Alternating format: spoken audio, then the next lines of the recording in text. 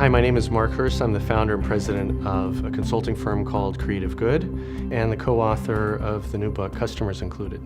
In past years, technology was really considered something that was part of the inner workings of the enterprise, but not necessarily something that impacted customers' lives necessarily to the extent that it does today. Today there's technology everywhere. There's data everywhere, new kinds of devices, new kinds of sensors, new kinds of bit streams that are flowing everywhere that are impacting individual people's lives outside the inner workings of the firm. And so a CIO is, by definition, going to be working with some of the things that really affect people's lives on a day-to-day basis.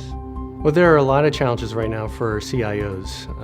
Big data is certainly one of the largest trends that's going on right now.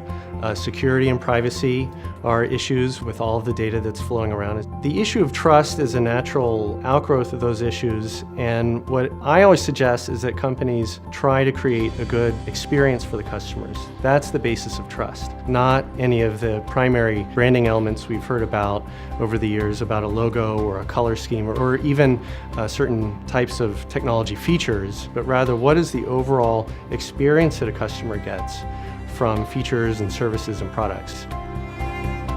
If the experience creates some benefit for customers, then they may eventually come to trust the company more. But that trust is based on the benefits that they get from the experience and not any one element of technology or branding.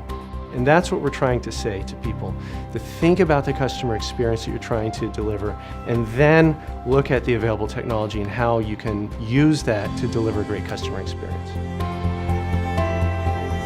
The measure of an innovation is whether it creates a benefit for the customer, and in so doing creates a business for the company, or in the nonprofit world, creates a viable model for the organization. An innovation needs to include the customer.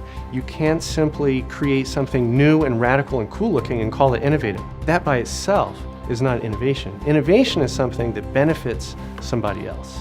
Take the first step and get in front of customers and then work backwards to think about how we build the technology to serve customers better. Rather than not including them, give the customers some place in the innovation process so that you include them in your thinking and your planning process while you weigh that against other concerns, other technologies, other trends.